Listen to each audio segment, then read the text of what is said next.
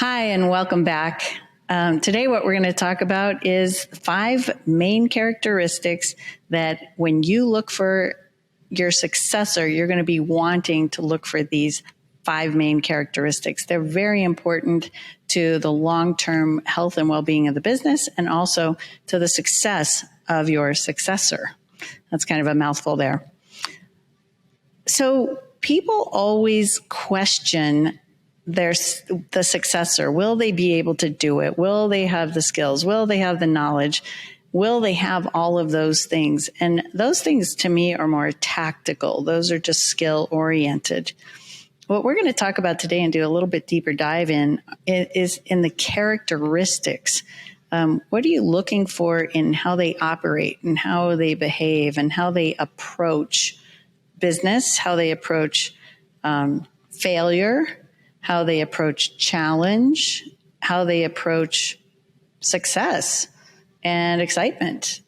So those are all things, their behavior makes up how they're going to be and what that culture is going to be like in your business. And so we want somebody who's really going to be a great fit, and these characteristics help you to get that. So many times what an owner will do is they surround themselves with people who are implementers. So they're people who like to operate things. They like to hold things in place. Sometimes they're not excited or not very excited about change. They truly would be implementers, what I would call implementers, people who refine things and make things a little bit better, people who run systems and processes and hold things in place. And that makes the business usually more profitable.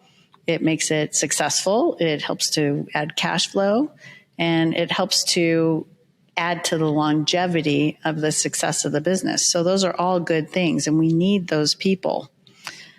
When you're looking for your next successor, typically what you're looking for is somebody who's a little bit more entrepreneurial and maybe a little bit of a visionary.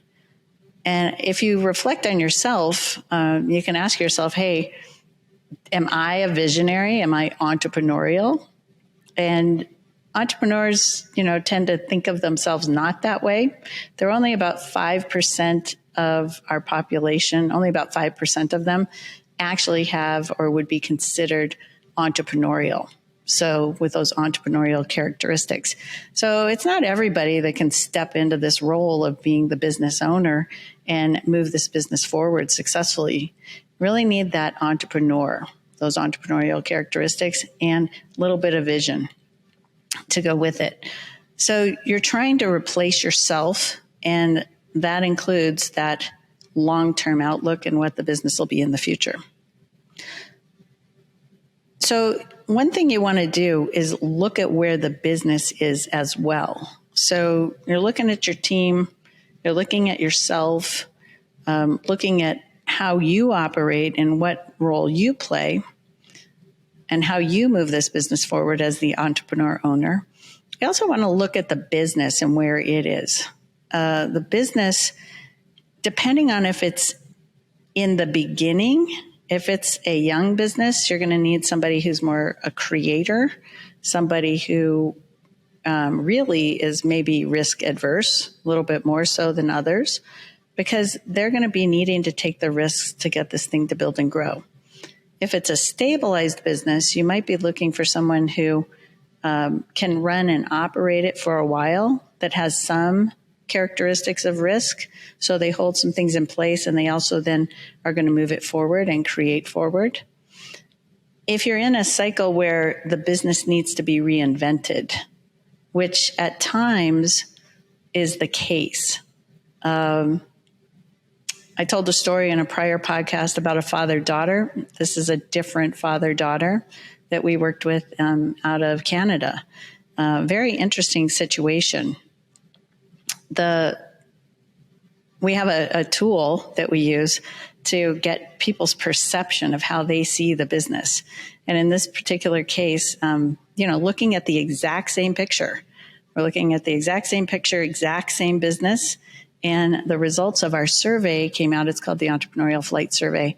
And the results came out that the daughter saw the business as not being very well developed.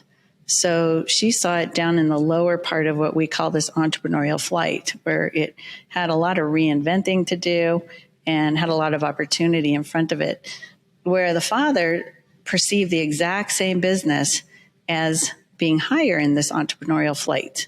So higher in the entrepreneurial flight. So it was very well established, running extremely well. Human resources were in place. Everything was kind of done in his mind. The reason why that's important is because when you look at the business and you're selecting this next entrepreneur, this next successor to come in and help you to build and grow and run it and take it forward without you, you need to actually see the business in a way that is more realistic. So an outside perspective is always helpful. You can get that from any advisor, CPAs, attorneys, different people that you might work with. They could give you a little bit of that perspective and where you're going. And a lot of times people will bring in advisory boards to do that. So you're looking at what successor do we need to run and operate the business first and foremost, and then what successor characteristics do we need to continue to help it grow. And the cycle that the business is in is very important when you're taking a look at that. So the successor characteristics, these are just my top 5. So the ability to recognize opportunities. I don't know if you've ever been in business with somebody who really you would look out into the world because the opportunities exist in the world.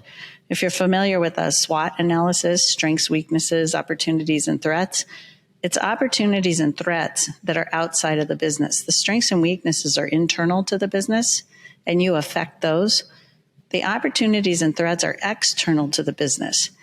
So if your next successor cannot see the opportunity where the business can move right into it, and we have a model that we use that it kind of looks like a rocket. We call it the enterprise, and kind of a play there, but we call it the enterprise, and it looks kind of like a rocket. And you can imagine this business continues to move through space, move through time, move through, the atmosphere. And as it does that, it should be able to fly into some opportunities and also avoid some threats. So avoid where those might be and fly into the opportunities.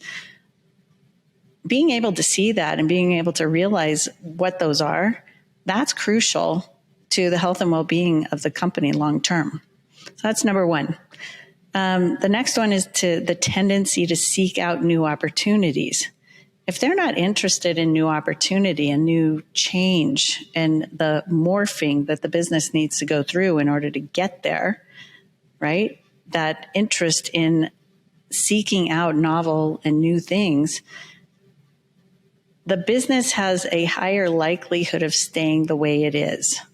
And we all know that environment continues to change around the business, and the business has to be able to move and adapt and shift in order to meet all of those opportunities that are out there. So we need somebody who has this kind of tendency to go, ooh, I think I'd like to go do that, instead of, oh my gosh, I don't want to do that, but I have to. Yeah, not a good thing. Third one is self-sufficiency. Get up in the morning, want to go to work, can't wait to get in there and to be self-sufficient. And, if you fall down, you're going to get up. And not only if you fall down, you're going to get up, but you're going to get your whole team up too. So this idea of lessons in self-sufficiency and helping, that has to be a characteristic of theirs. It's hard to teach self-sufficiency. Very difficult. I don't even know if it can be done. Fourth one, high tolerance for uncertainty. When you are this owner leader, I don't know how many times in my business I've gone home and gone, oh my gosh, I don't know. I don't know what's going to happen tomorrow. I don't know if we're going to get this deal. I don't know if we're going to get all of our collections. I don't know what the government's going to do with regulations. I don't know. Somebody who doesn't have a high tolerance for uncertainty, it's going to be very difficult for them to operate as this new owner because, again, they have to be the leader, bring along the team, and make sure that not only are they okay, but so is the whole business and the team behind them. The last one is the fifth one, lack of fear of failure. Lack of fear of failure. It's pretty hard to not fear failure, big failure. That's kind of out there. I've done a lot of work on anxiety, and anxiety is actually a really good thing for us. We wouldn't be surviving as individuals without it. It's just at what level can you handle that anxiety? So lack of fear of failure says, I'm not afraid. I'm going to go out there. I'm going to see what happens. I'm going to make it happen. And I've got confidence, enough confidence in myself, going back to the self-sufficiency, that if I fall down, I'll find the next opportunity, get up, and keep on going. So a lack of fear of failure, which again, some of that is inherited. Some of that is genetic. Some of it comes from your parents and how you were brought up and the lessons you learned from some of your mentors.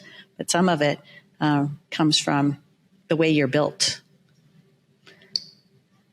So the big idea here is that there are 5 big characteristics that are important when you're thinking about your successor. So instead of thinking about the longevity, or if they've shown up to work every day, or how loyal they've been to you, or how much they've helped you, you start to have some different characteristics to evaluate people.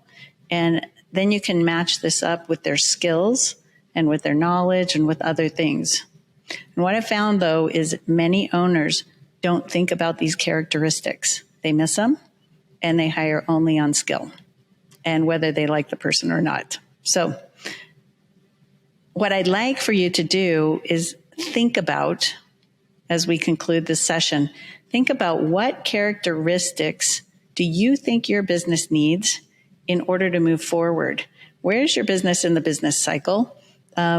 What characteristics for this next entrepreneur, this next owner, would be really, really valuable for them to have to carry the business forward without you? So until next time, take care, and I'll look forward to maybe someday hearing about what you're pondering.